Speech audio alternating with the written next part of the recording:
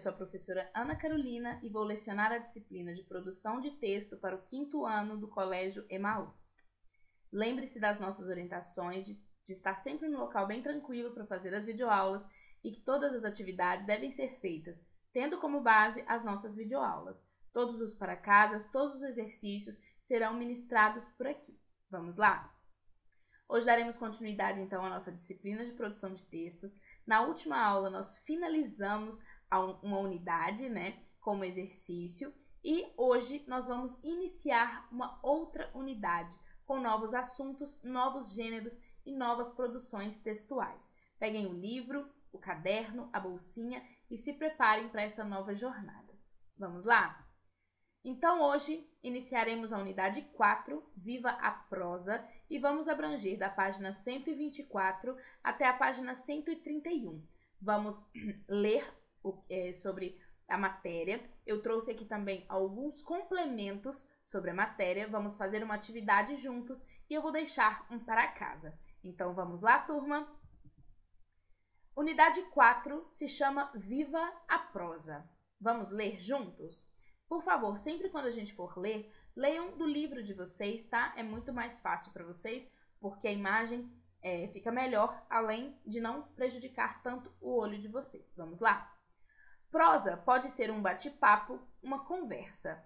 Já texto em prosa é aquele que preenche todo o espaço das linhas, sem quebra em versos, da margem esquerda à direita. Então, quando a gente fala, vamos bater uma prosa, quer dizer que a gente quer conversar. Mas quando a gente fala de um texto em prosa, quer dizer que ele é um texto que ele é escrito, correntemente, do início até o final da linha. Ou seja, temos então a prosa e em oposição temos a poesia. A poesia que é escrita em versos e estrofes, nós quebramos a linha para poder ir para a linha de baixo. Na prosa isso não acontece. E a crônica é um texto em prosa. Crônicas, contos e resenhas são textos em prosa e são esses os 3 gêneros que vamos estudar nesta unidade: as crônicas, os contos e as resenhas. Você gosta de ler crônicas e contos? Quando quer comprar um livro ou assistir a um filme, por exemplo, costuma ler resenhas? Nesta unidade, vamos ler e produzir textos em prosa. Então, como já dito, vamos estudar crônica, conto e resenha. Eu trouxe aqui para vocês o que é crônica. Se vocês quiserem copiar no caderno, pode, mas eu acho que não tem necessidade. É só vocês colocarem no caderno o que é crônica, aula do dia, coloquem a data, vídeo, número, coloquem o número do vídeo. Se vocês não se recordarem, vocês podem entrar na videoaula. Mas se vocês quiserem copiar também, não tem problema. É só colocar a data e o número do vídeo, tá bom?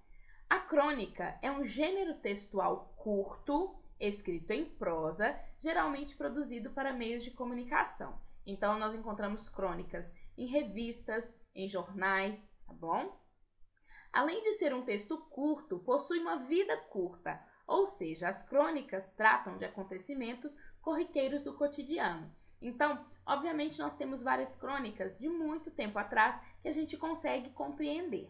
Entretanto, algumas crônicas, elas são datadas, Por isso que falamos que tem vida curta, Os autores normalmente pegam assuntos muito cotidianos para falar, então acaba que, se a sociedade muda, aqueles costumes também mudaram e as pessoas, os novos leitores, não vão compreender perfeitamente, porque, na verdade, esses assuntos já vão estar um pouco ultrapassados.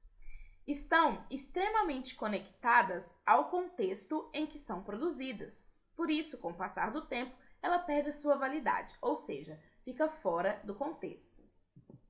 As características da crônica são narrativa curta, uso de uma linguagem simples e coloquial, presença de poucos personagens, se houver personagens, porque às vezes nem isso nós temos, espaço reduzido, então não temos muitos cenários, e temas relacionados a acontecimentos do cotidiano. Isso é muito importante. A crônica, ela se configura por falar sobre a vida cotidiana. Temos vários tipos de crônica. Aqui eu trouxe para vocês terem uma ideia. Embora seja um texto que faz parte do gênero narrativo, há diversos tipos de crônicas que exploram outros gêneros textuais. Temos, por exemplo, a crônica jornalística. Mais comum das crônicas da atualidade são as jornalísticas, que são produzidas para o meio de comunicação, onde utilizam temas da atualidade para fazerem reflexões. Aproxima-se de uma crônica dissertativa, né, que está ali falando sobre um fato. Por quê que essa crônica jornalística ela se apresenta? Porque, por exemplo, se temos um jornal que está falando sobre a comida, então uma crônica ela pode pegar o tema central desse jornal, né, e ser escrita a partir desse tema, fazendo com que essa crônica combine perfeitamente com o tema do jornal daquela edição. Temos a crônica histórica, que é marcada por relatar fatos ou acontecimentos históricos com personagens, tempo e espaço definidos. E se aproxima de uma crônica narrativa, porque é uma história, né? A pessoa vai contar uma história antiga pra gente em formato de crônica. E temos a humorística, que apela para o humor como forma de entreter o público, ao mesmo tempo que utiliza da ironia e do humor como ferramenta essencial para criticar alguns aspectos, né? Seja sociedade, política, cultura, economia, música e tudo mais que pode ser criticado pelas pessoas. Então agora vamos para o ponto de partida, né, que é o capítulo 1, e falar do nosso primeiro passo. Uma criança pode querer tudo que lhe vem à mente? Ou deve ter limites? Em que situações as crianças podem ou não escolher e impor o que querem? Na crônica reproduzida a seguir, esse assunto vai render uma boa prosa. Então, uma boa conversa. Vamos lá? No restaurante. Quero lasanha. Aquele anteprojeto de mulher, 4 anos no máximo, desabrochando na ultra minissaia, entrou decidido no restaurante. Não precisava de menu, não precisava de mesa, não precisava de nada. Sabia perfeitamente o que queria. Queria lasanha. O pai, que mal acabara de estacionar o carro em uma vaga de milagre, apareceu para dirigir a Operação Jantar, que é, ou era, da competência dos senhores pais. Meu bem, venha cá. Quero lasanha. Escute aqui, querida. Primeiro, escolhe-se a mesa. Não, já escolhi. Lasanha. Que parada! Lia-se na cara do pai. Relutante, a garotinha condescendeu em sentar-se primeiro e depois encomendar o prato. Vou querer lasanha. Filhinha, por que não pedimos camarão? Você gosta tanto de camarão? Gosto, mas eu quero lasanha. Eu sei que você adora camarão. A gente pede uma fritada bem bacana de camarão, tá? Eu quero lasanha, papai, eu não quero camarão. Vamos fazer uma coisa. Depois do camarão, a gente traça uma lasanha, que tal? Você come o camarão e eu como lasanha. O garçom se aproximou e ela foi logo instruindo. Quero uma lasanha. E o pai corrigiu. Traga uma fritada de camarão para 2, caprichada. A coisinha amuou. Então não podia querer? Queriam querer em nome dela? Por que é proibido comer lasanha? Essas interrogações também se liam no seu rosto, pois os lábios mantinham a reserva. Quando o garçom voltou com os pratos e o serviço, ela atacou. Moço, tem lasanha? Perfeitamente, senhorita. O pai no contra-ataque. O senhor providenciou a fritada? Já sim, doutor. De camarões bem grandes? Daqueles legais, doutor. Traz um suco de laranja para ela. Como suco de laranja, veio a famosa fritada de camarão, que, para surpresa do restaurante inteiro, interessado no desenrolar dos acontecimentos, não foi recusado pela senhorita. Ao contrário, papou-a, e bem. A silenciosa manducação atestava ainda uma vez no mundo a vitória do mais forte. Estava uma coisa, hein? Comentou o pai com um sorriso bem alimentado. Sábado que vem a gente repete, combinado? Agora a lasanha, não é, papai? Eu estou satisfeito. Uns camarões tão geniais, mas você vai comer mesmo? Eu e você, tá? Meu amor, tem de me acompanhar, ouviu? Pede a lasanha. O pai baixou a cabeça, chamou o garçom, pediu. Aí um casal na mesa vizinha bateu palmas. O resto da sala acompanhou. O pai não sabia onde se meter. A garotinha, impassível. Se na conjuntura o poder jovem cambaleia, vem aí com força total o poder ultra jovem.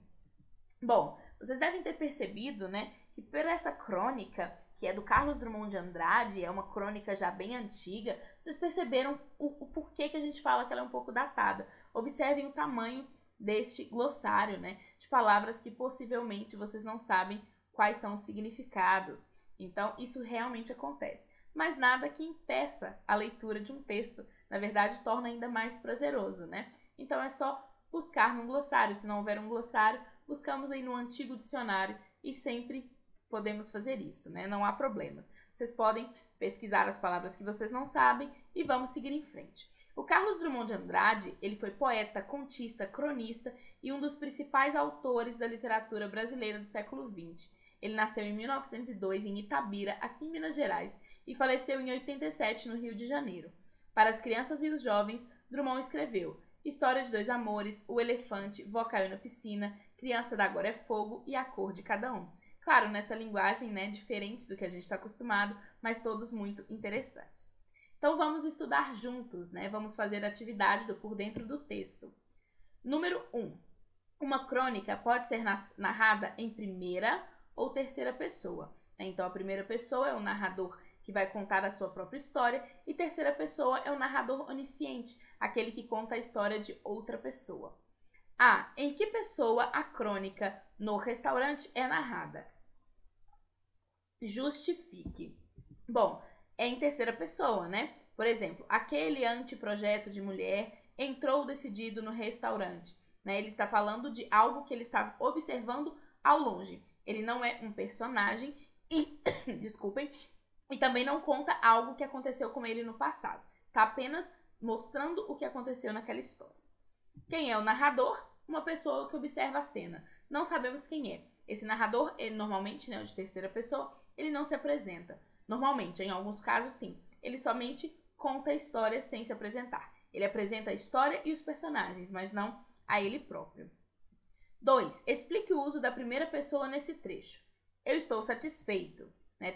Foi usada a primeira pessoa porque reproduz uma fala do pai da menina. Né? O narrador, ele utiliza a terceira pessoa. Mas percebam que existe aí a utilização até mesmo das aspas e do travessão, que mostram que é uma fala de outra pessoa. Então é como a gente quando a gente conta uma história. Nossa, aí eu estava lá e ele disse, eu fui lá no restaurante. Né? Então a gente costuma colocar a fala desta pessoa em primeira pessoa. 3. Identifique e registre os seguintes elementos da narrativa. A. O espaço ou cenário, local onde ocorrem os fatos narrados. Né? É um restaurante e justifica-se pelo título, no restaurante, e pelo texto, entrou decidido no restaurante. Então não tem dúvidas que esse é o espaço cenário. O tempo, momento em que ocorrem os fatos narrados. Durante o jantar, e se justifica por apareceu para dirigir a Operação Jantar. Os personagens, quem participa da história? A menina, o pai, o garçom e os outros clientes do restaurante. D. A complicação, o problema que é enfrentado pelos personagens. Né? O pai quer comer fritada de camarão, mas a filha quer comer lasanha. Tudo poderia ter sido calmamente facilitado se ele tivesse pedido a fritada de camarão para ele e a lasanha para ela, né? E o desfecho, a resolução da complicação é: a menina come a fritada de camarão com o pai, mas exige que ele coma a lasanha com ela. E é aplaudida pelos clientes do restaurante porque ela não desistiu daquilo que queria, né? E aí nós temos esse box que repete um pouco o que eu já disse, mas vamos lê-lo. Crônica literária é um texto curto, escrito de maneira livre e pessoal. Pode narrar de forma humorística ou poética histórias alegres ou tristes, inspiradas em fatos do dia a dia, em linguagem coloquial. Geralmente as crônicas são publicadas em jornais, revistas ou na internet e reunidas em livros. 4. Como reagiram os clientes ao ouvir a discussão entre o pai e a filha? Os clientes estavam atentos e curiosos para saber quem ia ganhar aquela disputa, né? Isso se justifica no trecho. Para a surpresa do restaurante inteiro, interessado no desenrolar dos acontecimentos, não foi recusada pela senhorita. Né? Então aqui nós temos uma pista de que aquela ação que está se desenvolvendo, ela está sendo observada por mais pessoas, né? Não só pelo pai, a menina e o garçom, mas todas as pessoas do restaurante também estão observando este fato, tudo que está acontecendo. 5. Que argumentos o pai usou para convencer a menina a concordar com seu ponto de vista? Comprove com trechos da crônica. Né? Então, você gosta tanto de camarão? Eu sei que você adora camarão. A gente pede uma fritada bem bacana, tá? Vamos fazer uma coisa? Depois do camarão, a gente traz uma lasanha, que tal? Então estes, né, são os argumentos que o pai usou para tentar convencer a garota para concordar com o ponto de vista dele. Não funcionou muito, né? Ela, na verdade, decidiu contemporizar e falar, ok, você come, mas a gente come depois. E 6. Os argumentos foram convincentes? Explique. Não, porque a menina não mudou de opinião, né? Ela decidiu comer a lasanha depois dos camarões. Ela não se sentiu satisfeita. Talvez satisfeita fisicamente, né? O corpo dela estava cheio, estava nutrido, mas a mente dela ainda estava na lasanha. Produção relâmpago. Essa atividade deveria ser feita em sala de aula, então nós vamos ler aqui mais ou menos como ela deveria ser feita e vamos tentar fazê-la em casa. Vamos lá? Formem grupos de 4 alunos para representar o narrador e os personagens da crônica no restaurante. O pai, a menina e o garçom. Vejam um exemplo. Fala da menina, entrando animada no restaurante de mãos dadas com o pai. Quero lasanha. A fala do narrador, com entonação adequada, pausa, suspense. Então, aquele anteprojeto de mulher, 4 anos no máximo, desabrochando na ultra minissaia, entrou decidido no restaurante. Não precisava de menu, não precisava de mesa, não precisava de nada. Sabia perfeitamente o que queria. Queria lasanha. O pai, que mal acabara de estacionar o carro em uma vaga de milagre, apareceu para dirigir a operação jantar, que é, ou era, da competência dos senhores pais. E aí nós temos a fala do pai carinhoso. Meu bem, venha cá. E a fala da menina, quero lasanha. Então a gente tem aí, né, como interpretar, ler dramaticamente qualquer tipo de texto.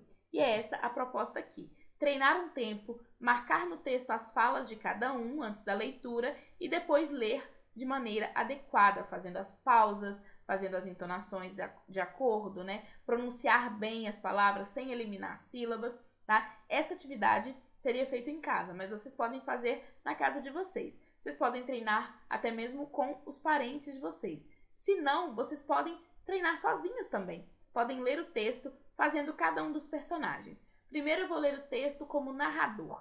E aí vocês leiam o texto testando essa voz de narrador. Depois vocês podem ler o texto como pai da menina, decidido, amoroso, tentando convencê-la. E depois vocês podem ler o texto como a menina, né, decidida, falando eu quero lasanha, tá bom, mas eu quero lasanha. Então isso vai ser bem bacana para vocês testarem, treinarem, né, não só a leitura, mas também a leitura dramatizada.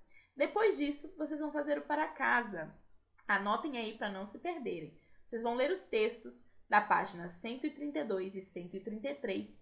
Vão fazer as atividades da página 134, 135 e 136 e produzir o texto da página 137. Na próxima aula, eu vou corrigir todas essas atividades.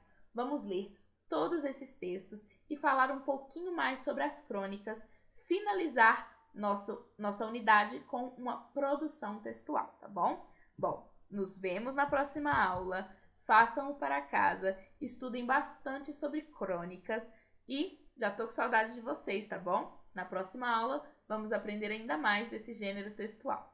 Lembrem-se, juntos no caminho certo.